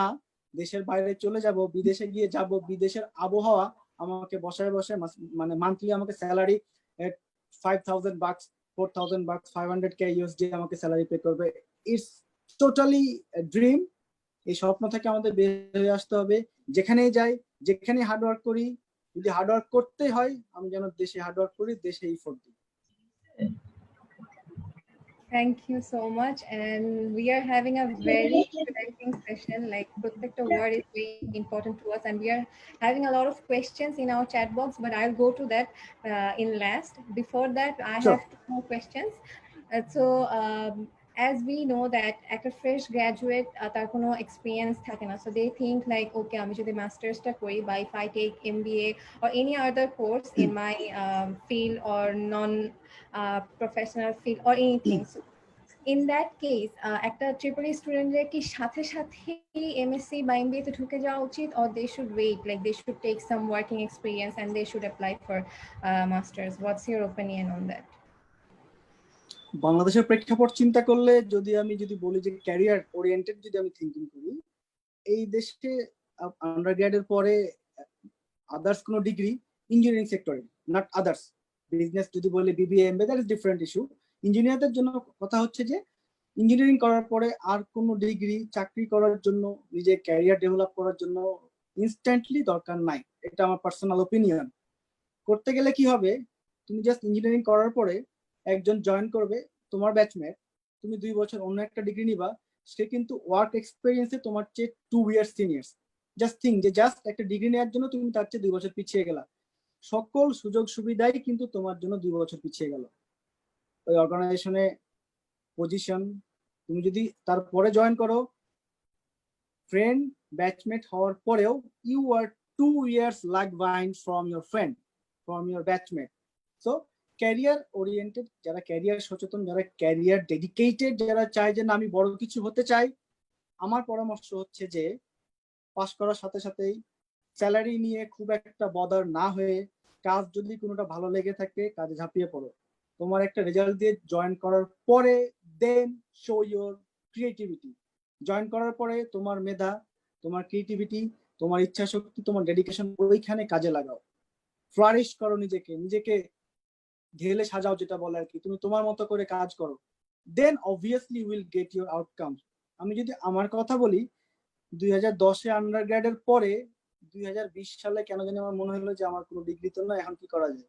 যখন আমি সিইও হিসেবে ছিলাম, অনেক চিন্তা ভাবনা করে অনেকের সাথে আলাপ করে ভাবলাম যে জাস্ট ফর স্ট্যাটাস আমার একটা এমবিএ করে রাখা মনে হয় ভালো। এই একটা কারণে একটা প্রাইভেট ভার্সিটিতে আমি এমবিএ এর জন্য ভর্তি হয়েছি, জাস্ট ফর স্ট্যাটাস। সিইও পজিশনে যেতে গেলে কিছু একটা স্ট্যাটাস থাকে, প্লাস হচ্ছে যে আমার কিছু সার্কেল ক্রিয়েট হবে, আমার কিছু মানে লোকজনের সাথে পরিচিতি বাড়বে আমার। আর এই এক্সিকিউটিভ এমবিএ যারা করে তারা সবগুলো হাই অফিসিয়ালস, কর্পোরেট অফিস থেকে, কর্পোরেট হাউস গুলো থেকে সবাই আসে। তো এই একটা কারণে যে we can join, we can share our thoughts, এই সব কিছু মিলাই যে 10 বছর পরে আমার ফিল হয়েছে, মাঝখানে আমার ফিলিংস আসে না যে আমার হয়তো আর একটা ডিগ্রি নেওয়া প্রয়োজন। আমি কখনো মনে করি নাই যে কাজের জন্য আমার মাস্টার্স ডিগ্রি করতে হবে, আরো কিছু করতে হবে।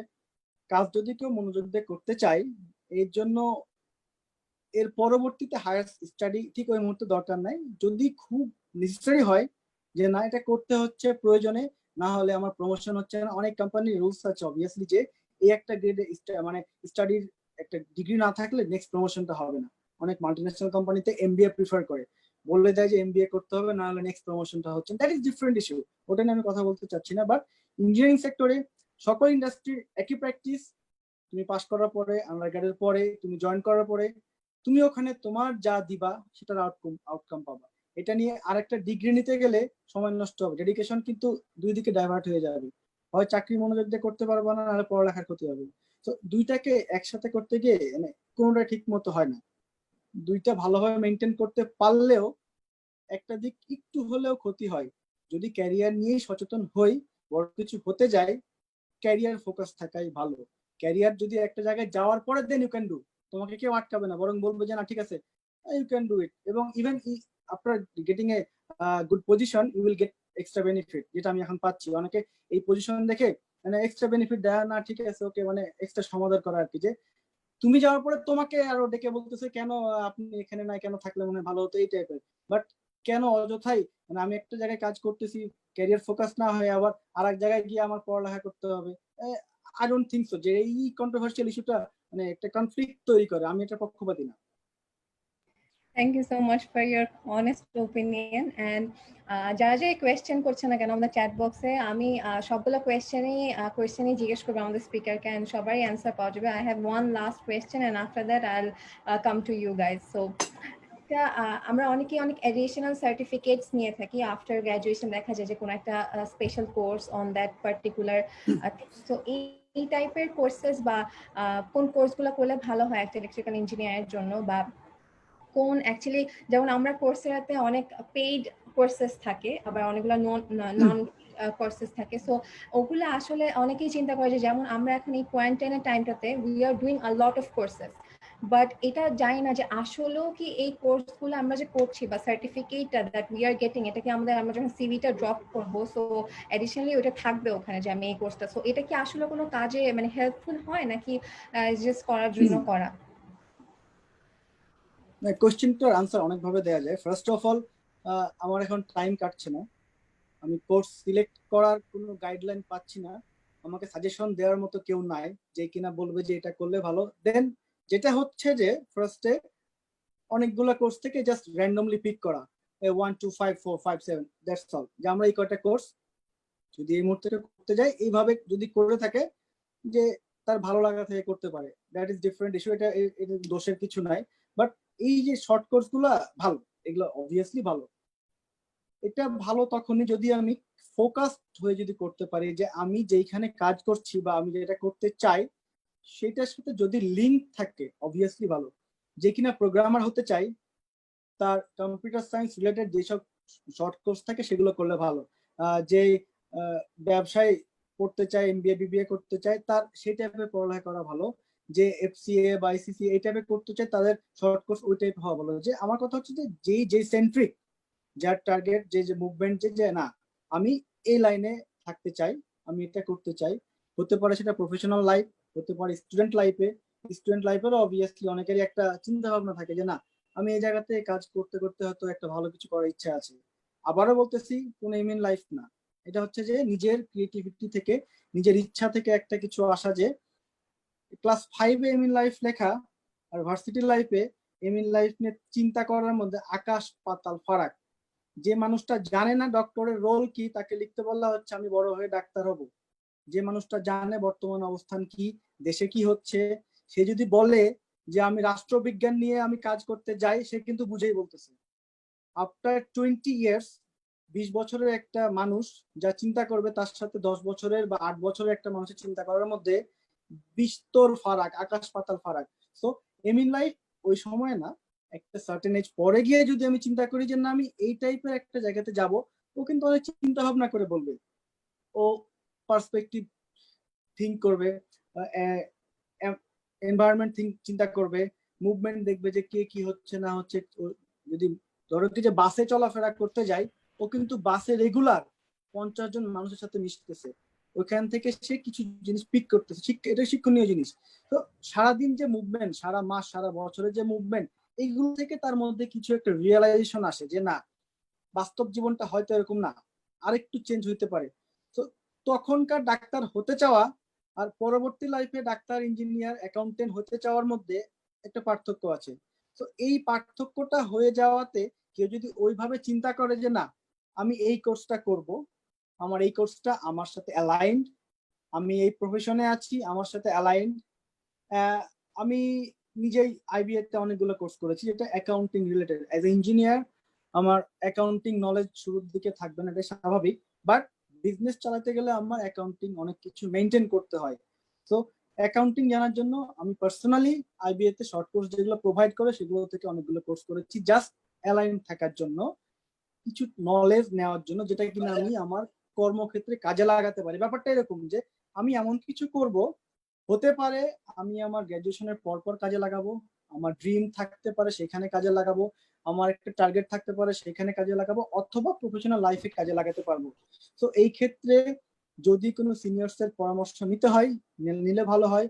আর র্যান্ডমলিও যদি পিক করি, আমার জন্য অ্যালাইন থাকে যে আসলে আমি কি করতে যাচ্ছি, এই যে কোর্সটা করব এটা আউটকামসটা কি।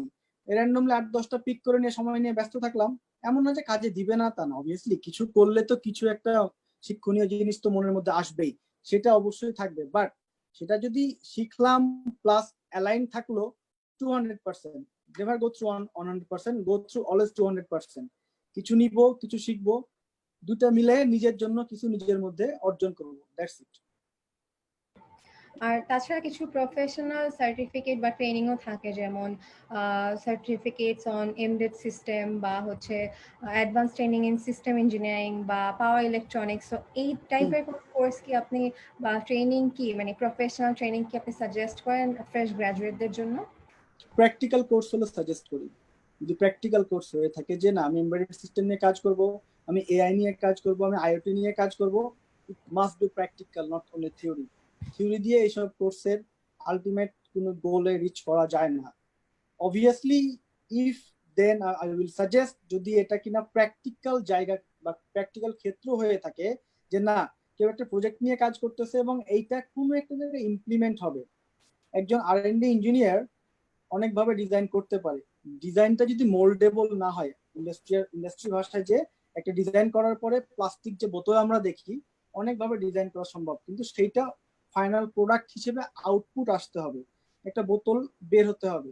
তো ব্যাপারটা এরকম, আমি একটা ডিজাইন করলাম, একটা কিছু চিন্তা করলাম, বাট সেটা আউটকামস নাই, ইমপ্লিমেন্টেশন নাই, এটা আমি যে কোথাও ব্যবহার করব, ব্যবহার করে কেউ উপকৃত হচ্ছে সেইটা নাই।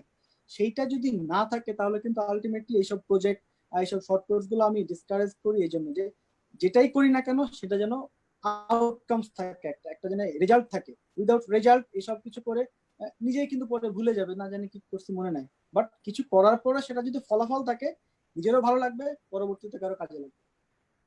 Okay, thank you. So আমাদের এখানে chat box is full out, মানে full of queries and questions. So আমি আরেকটু সময় নিব, আপনার কোয়েশ্চেনগুলো আমি একে একে বলবো, আমি আশা করি আপনি অ্যান্সার করবেন। বাংলাদেশের রেসপেক্টে তো ইলেকট্রনিক্স এর পাবলিক জব সেক্টর নেই, তো এই ব্যাপারে আমরা কি করতে পারি? আর প্রাইভেট জবে তো আনসার্টেনিটি কাজ করে, এটা বলছেন মোজাম্মেল হোসেন। না আমরা কেন চিন্তা করতেছি যে আনসার্টেন, মানে কেন আগে নেগেটিভিটি, বি পজিটিভ। যে প্রাইভেট সেক্টর আনসার্টেন কেন, আমি জানি না, এটার অনেক পক্ষে বিপক্ষে কথা আসবে, খুবই স্বাভাবিক। আমি পক্ষে বিপক্ষে কথায় না গিয়ে আমি জাস্ট এটুকু এনশিওর করতে চাচ্ছি যে আমি যেটা আগে বললাম, যে আমার যদি ডেডিকেশন থাকে, আমার যদি ভালোবাসা কাজ করে কোনো সেক্টরের প্রতি, প্রাইভেট সেক্টরে কোনো অর্গানাইজেশনে, আমি কেন আনসার্টেন ধরে নিচ্ছি আগে।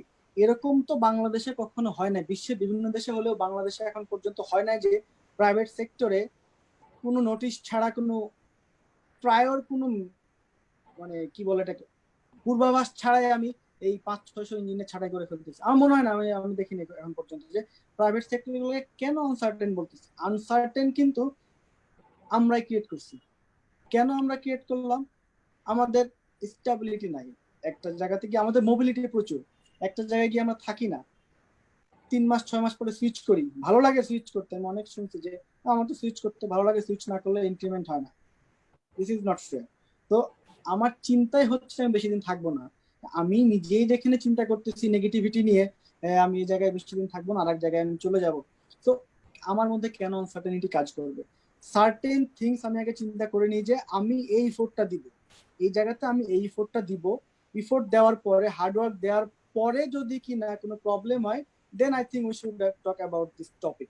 যে আনসার্টেনিটি নিয়ে আগেই আমরা চিন্তা না করি, আগে আমার ইফোর্টটা আমি দেই, ইফোর্টটা দিয়ে দেখি কি হয়, তারপরে না হলে না হয় চিন্তা করি। সরকারি বেসরকারি জব সেক্টর বলে যে বিতর্ক, এই বিতর্কে আমি কখনো যেতে চাই না। একটা সবাই যদি সরকারি জব করে, সবাই যদি পাবলিকে চলে যায়, প্রাইভেট সেক্টর কি হবে? ইন্ডাস্ট্রিগুলোর কি হবে? পাবলিকলি তো ইন্ডাস্ট্রি এত গ্রো করে নাই, হয়তো অদূর ভবিষ্যতে করবে। তো দেশটাকে তো ব্যালেন্স করতে হবে। সবাই যদি একটা দিকে মুভ করি, আমি যদি পাল্লা চিন্তা করতে যাই, নীতি চিন্তা করে, নীতিত্ব একদম ইমব্যালেন্স হয়ে যাবে। এটা ঠিক থাকবে না আলটিমেটলি। ইঞ্জিনিয়ার পাস করার পরে নিজেদেরকে বলবো যে আসলে আমরা তাহলে করিটা কি, একটা মানে ডিলেমার মধ্যে কনফিউশনে থাকবে যে কোনটাতে যাওয়া উচিত।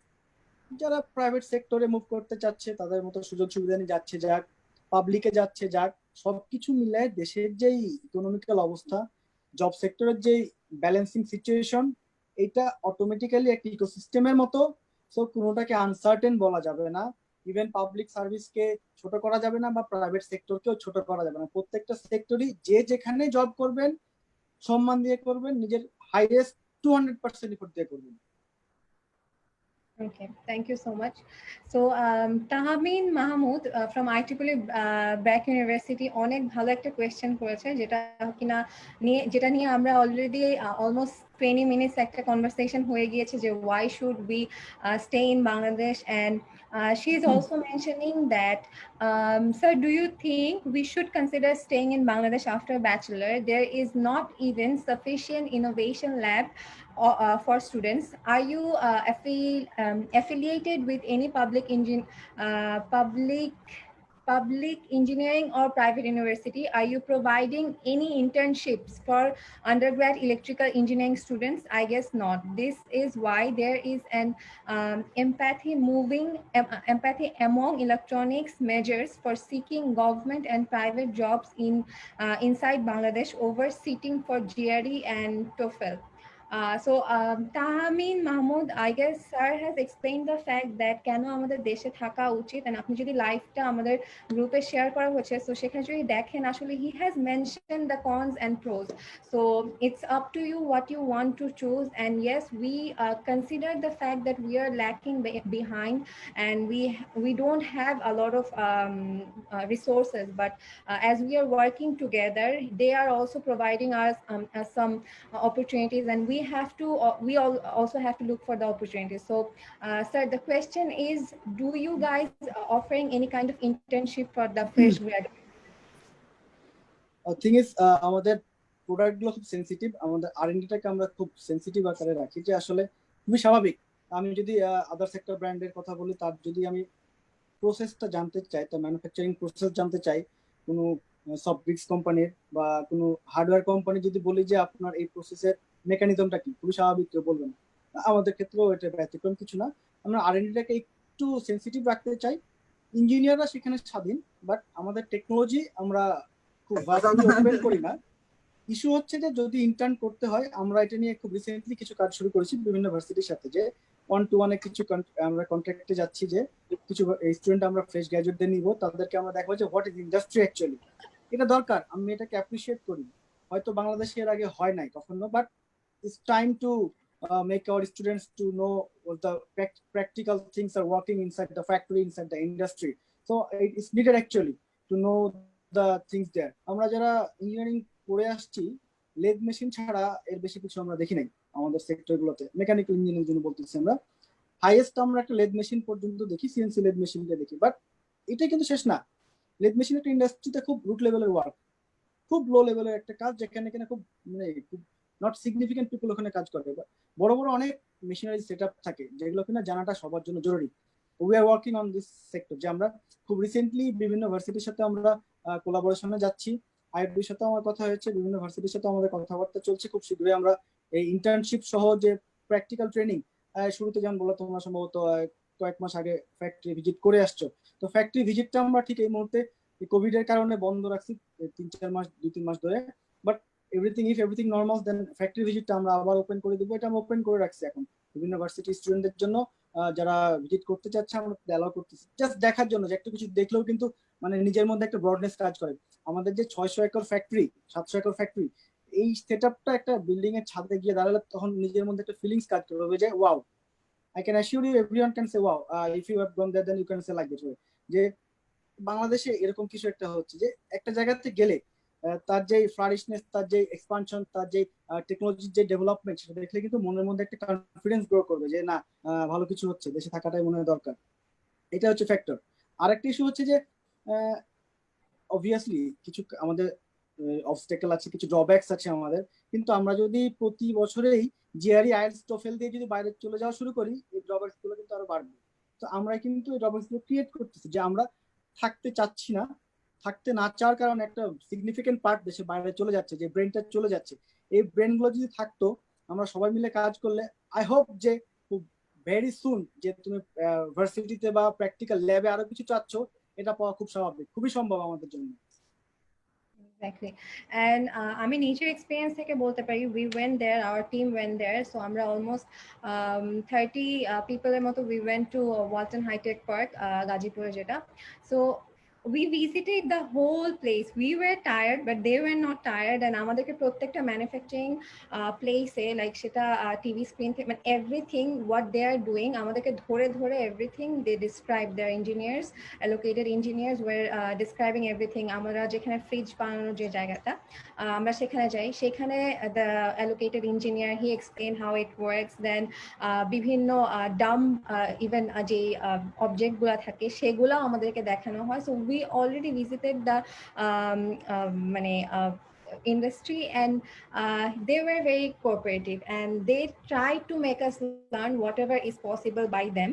So I appreciate that, and we hope যে আমাদের এই situation থেকে গেলে not from only IUB, all the universities will get this opportunity to visit your company and your industry, as Tahmin was saying that I also support that. Just we should have some research lab, and companies like you, Walton, and then other multinationals and who are working on electronics, they should create some innovation, because we know like Walton office is near to IUB, like it's in D block, so we can make an lab for the students, for the electrical engineering students, and we can get a lot of potential candidates from there. Like if you are seeing someone is doing great research or someone is doing some great product revolution in your lab, then you can hire them in your work as well. So it will open two doors for you and as well as for the students as well. So I request you to have a thought on that for the students. And then Leon is saying, we love our country and will always do, but the problem is nepotism. Basically, it's our culture. We just can't escape it. People don't get jobs without any contacts or any lobbying. Suppose a person got good or moderate CGPA, but no contacts or not good with people. What should they do? In a country like ours, where our parliament is full of corrupted people, will you please suggest a way to bear the way? Nepotism একটা controversial issue, সেটা নিয়ে কথা না বলাই ভালো। পুরো world এই টপিকটা থেকে বাইরে না। নেপোটিজম খারাপ দিক ভালো দিক সব দিকই আছে, খুবই স্বাভাবিক। দেশের মানুষ যদি আমরা যদি এভাবে চিন্তা করি, দেশের বাইরে গেলে যদি কোনো বাংলাদেশি আমাকে ভালো না বাসে, আমি কিন্তু মন খারাপ করব। আমি কিন্তু ওইখানে নেপোটিজম চাচ্ছি, আমাকে সাপোর্ট করুক, আমি চাচ্ছি আমাকে কোঅপারেট করুক, আমাকে প্যাট্রোনাইজ করুক, ইভেন আমাকে ফাইন্যান্সিয়ালি হেল্প করুক, এটা আমি চাচ্ছি। আবার যদি দেশের মধ্যে কোনো একটা কারণে যদি একটু একটু 19-20 হয় তখন আমি আবার খারাপ বলতেছি। ব্যাপারটা আসলে এইভাবে ওভারঅল চিন্তা করে লাভ নাই। এইটা একটা ইউ হ্যাভ সেড আর্লিয়ার যে এটা একটা কালচার হয়ে গেছে আমাদের। হতে পারে এটা কন্ট্রোভার্সিয়াল টপিক। এটা আমি যেটা বললাম যে আমরাই এখন একভাবে চাচ্ছি আর একটা জায়গায় গেলে অন্যভাবে চাচ্ছি, এটা একটা আপেক্ষিক একটা ইস্যু। তো এই টপিকে আমরা না যাই, আমরা যে টপিকে থাকি যে আমরা আসলে কি করতে চাচ্ছি, সেটা হচ্ছে বড় কথা। যে দেশের জন্য যদি কাজ করতে যাই, অবভিয়াসলি আগে দেশপ্রেম থাকতে হবে। যে অর্গানাইজেশনের জন্য কাজ করবো সেই অর্গানাইজেশনের প্রতি টান থাকতে হবে, বাংলার টান যেটা বলে, যে মনের টান থাকতে হবে, টান থেকে কাজ করা, ভালোবাসা জন্মাইতে হবে। তা আমি যদি ভালোবাসা জন্মানোটা পর্যন্ত অপেক্ষা না করি, সেখানে সেই ইফোর্টটা না দেই, অযথাই নেপোটিজমের দোহাই দিয়ে লাভ নাই। একটা পার্সেন্টেজ হয়তো বা নেপোটিজমের কারণে মুভমেন্ট হচ্ছে, বাট সেটা কিন্তু মেজরিটি না। তো দুই একটা উদাহরণ দিয়ে যদি আমি টোটাল সেক্টরটাকে একটা জায়গাতে কনফাইন করে দিই, I think it's not wise for us. Thank you sir. So একজন বলছে, does Walton encourage private university graduates? Sorry, I can hear. মানে ওয়ালটন কি প্রাইভেট ইউনিভার্সিটির যেসব গ্র্যাজুয়েট থাকে তাদেরকে সাপোর্ট করে নাকি, মানে সিলেকশনের ক্ষেত্রে, জবে নেওয়ার ক্ষেত্রে প্রাইভেট ইউনিভার্সিটিটাকে তারা প্রেফার করে নাকি? বিকজ অনেকেই ভেবে থাকে 100% অবভিয়াসলি। যে বুয়েট না, থেকে আমি পাশ আমি আমি আমি নিজে আইআইটি গ্রাজুয়েট। কাফি ভাই আমার সাথে আছেন। IIT is not a public sector, it's a OIC controlled university, international university. So আমি নিজে আইআইটি স্টুডেন্ট। সো আমাকে দেখে অ্যাটলিস্ট এটুকু সাহস পাওয়া উচিত যে শুধু পাবলিক ইউনিভার্সিটি না, সকল ইউনিভার্সিটিকে আমরা প্রায়োরিটাইজ করি। We love, we select the talent first of all. Interview বোর্ডে আমাদের খুব সিলেক্টিভ থাকতে হয়, ড্রয়িং চেক করতে হয়, তার মুভমেন্ট চেক করতে হয়, ক্রিয়েটিভিটি। খুবই স্বাভাবিক, একটা ইন্টারভিউ বোর্ডের 15-20 মিনিটে 100% জাজ করা পসিবল হয় না। তারপরেও আমরা যে সেক্টরগুলো পার হয়ে আসছি, যে লেভেলগুলো পার হয়ে আসছি, এগুলো দিয়ে আমরা জাজ করেই নেই। আমরা কোনো ভার্সিটি প্রিফার করি না, আমরা কোনো মানে ফিক্স বলে দিই না যে এই ভার্সিটির ইঞ্জিনিয়ার ছাড়া বা এই জায়গার ইঞ্জিনিয়ার ছাড়া আমরা পিক করবো না। We have lots of engineers in variety university, we have more than 500 engineers. তো একটা পাবলিক সেক্টর থেকে 500 ইঞ্জিনিয়ার্স পাওয়াটা আসলে সম্ভব না। তো we have mixing engineers in our industry. Okay. So আর সবার সবচেয়ে বড় যে কোয়েরিটা থাকে যে আপনাদের এই ইন্টার্নশিপের ব্যাপারটা নিয়ে, যে আপনাদের এই ব্যাপারে থটটা কি? Will you guys open any internship program any soon? Because সবারই ইচ্ছা যে ওয়ালটনে একটা ইন্টার্নশিপ করব। না, ইটস ফাইন। আমার ফেসবুক পেজে সব জায়গাতে একটা কোশ্চেন বারবার আমাকে ফেস করতে হয় যে ইন্টার্নশিপটা অফিসিয়ালি ওপেন করতেছি কবে থেকে বা কেন করতেছি না। তো বিভিন্ন অব্লিগেশনস ছিল, যে আমাদের টেকনোলজি নিয়ে আমাদের কাজ ছিল, আমাদের ডেভেলপমেন্ট নিয়ে অনেক কাজ ছিল, ফ্যাক্টরি ইনফ্রাস্ট্রাকচার নিয়ে অনেক কাজ ছিল। তো সবকিছু মিলায়ে আমরা নতুন পলিসির দিকে যাচ্ছি। যেহেতু পাবলিক লিস্টেড কোম্পানি, আমরা অনেক কমপ্লায়েন্সের ইস্যু আছে এখানে। উই হোপ যে আমরা খুব শীঘ্রই ইন্টার্নশিপ নিয়ে আমরা কাজ করবো। We are very hopeful for that, just waiting for the situation to be normal. Okay, and we hope that we will get some privilege like when we will apply. Sure. Okay. আচ্ছা, তো যারা যারা জিজ্ঞেস করছেন about this public and private thing, I guess he was very clear with his words যে আমরা যতই negative side তুলে ধরার চেষ্টা করি না কেন, but they are trying to help us and we have to try to get the correct opportunity rather than complaining about all the stuff. So I hope যে আচ্ছা, মেজবাউল হক সুজন, হ্যাঁ sorry I skipped your name, but আপনার কোয়েশ্চেনের অ্যান্সারটা I hope যে আমাদের speaker খুব ভালোভাবে দিয়ে দিয়েছেন।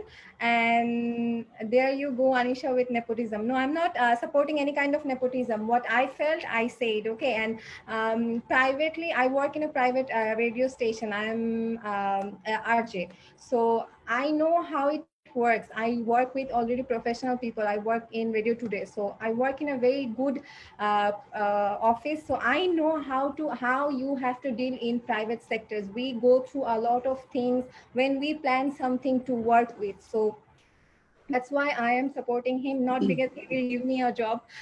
So I already have a job, but I am supporting. আমি আনিশাকে একটু সাপোর্ট করি। থিং ইজ, আমি শুরুতেই বলছি যে if hard work can defeat talent, then obviously hard work can defeat the nepotism if it exist there. যে তোমার effort, তোমার ডেডিকেশন, হার্ড ওয়ার্ক যদি ঠিক থাকে, এই নেপোটিজম খুব একটা পাত্তা পাবে বলে আমি বিশ্বাস করি না work sector actually. That's the thing. So it's like, it's not like I had, Basar had some kind of connections. It's very hard when you're working in a place. You have to give your 100% dedication. I worked for 4 years and now I'm here, and even I'm working with IEEE for last 4 years and now I'm the chair. So it's not very easy. You just see the outcome, you know, but there is years of hard work to reach this point. So that's why I'm supporting him and all the professionals who are working day and night to make our life and our experiences better. So thank you so much, sir, for being with us. It was very informative. And now I'd like to request Dr. Mb Kafil Islam, sir, to hand over a small token of appreciation to our honorable guest. Thank you, Manisha, and thank you, Sagar, for sharing your story and being very honest and very to the point in your answers. And I mostly agree with you. Uh, yes, I understand from the students' point of view as well that they are worried about their future career. Uh, but at the same time, all I can say, uh, basically uh, echoing the same thing with Shakor, is that what you cannot control, don't be bothered with that. Rather, do something that what you can control, what is in your control. Exactly. So this is the third kind of webinar that we are organizing. The first, before two, it was about, one was in power sector, one was in IT, telecom industry. Now with Ghulam Morshed, we are conducting this electronics industry. So one thing from all these three speakers, we have found that very few things are very common. That one of them is that the CGPA, you know, expected CGPA is at least 3 and above, is something that is required. And then do not go immediately after your graduation. If you want to work on industry, not in academia, then do not go for immediately go for masters or MBA immediately after your graduation. Rather, gain some work experience, which is more than important than the academic degree. And we also have seen that all these three speakers, the last two speakers, they also have reached in a very short period of time, they have reached such a high level, and none of them have actually done any masters. And you know, the Shagor has recently started his MBA. That is because of some other reason, not because of the academic portion, academic value of it, right? So these are two things. One is about CGP, another is about immediate masters, and the third thing is that I also agree with Shagor that yeah, whatever we have done, written the aim in life back in that school days, it is not going to work anymore. So the situation is changing. You know, that time it was probably third industrial revolution. Now we are entering into the fourth industrial revolution. Everything is changing so fast. So you have to be able to adapt with the environment. You have to be knowledgeable about what's going on in this industry, or whatever career path that you are choosing. You should be able to know what is current situation and what will happen in next 5 to 10 years. So you have to be visionary as well. You have to think and just do not overthink about the things that you have no control over. So True. only work on what you can do, what is in your control. And so, and basically work hard, work sincerely, work wisely, and you know, take suggestions from the seniors, from people who have already walked down this road, like these people that we are inviting in this kind of seminars. Okay. So again, thank you very much, Shagor, for joining with us. It was very nice to Thank see you, you. thank you so much. I Thank you actually all. follow. Yeah, I actually follow you on Facebook, and I've seen that due to COVID-19 response, whatever you guys are doing is excellent. You know, collaborating with a company like Medtronic. Uh, so, I mean, basically, Medtronic has entered Bangladesh quite few years back, but the first time that actually they made a news when they started collaborating on Walton Exactly. in manufacturing ventilator. So that's a very good sign for us. And next, I would like to assure the students, basically, because we are moving towards outcome-based education, which actually the speaker has suggested that whatever you do, you have to have some outcome. Back in the days when the type of education system that we had, it was only the input-based system. We did not measure the outcome. It was only the result, grade. Nowadays, we call it OBE, outcome-based education, and outcome-based education requires a significant amount of effort. Requires that the engineering student should have some collaboration with the industry in their 4th years in terms of industrial visit or internship and so on and so forth. So yes, Shagor will definitely reach out to you officially about if we can do some kind of MOU on innovation lab or industry partnership, something like that, because we are Sure. in need of this. Without that, we True. won't be getting the accreditation from IEB or BIET, so-called Board of Accreditation for Technical Education in Bangladesh. So we need this kind of collaboration. I think Bangladesh needs this kind of collaboration. We have never seen academic industry collaboration before, but this is the high time that we are facing, that we have to do something. Without this collaboration, this engineering education is going nowhere, right? Most of us are not aware of what's going on in industry. Industry people, you are not giving us the problem. So what we are actually trying to find out the solution of problem that actually exists 10 to 20 years back, and we are not up to date. So that is very important that we keep up to date with the industry, and therefore industry should support us, and we should support industry as well. So with that being said, I would like to present this, virtual certificate to our honorable guest. So let me share the screen.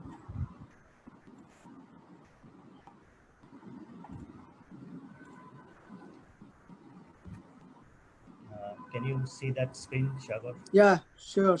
It's Thank you so much for such kind of honor. Thank you. Thank you very much. Thank so you. Now I would like to ask if Tajwar is there. Can you have a group photo with the speaker? And all of you are requested to turn on their cameras if you're comfortable with that.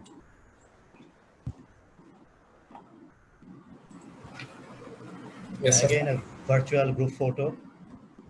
Speakers. Done, sir. Thank you. Thank you so much. Thank you, Shagor. So we'll talk later, inshallah. Okay. And we'll approach officially. Yeah, thank you. Thank you. Bye-bye. Allah Hafiz. Thank you so much, everyone, for joining. And this is what we had for today. I hope you all had a very interactive session. So for this, we are calling it a night. So Allah Hafiz, take care and stay home.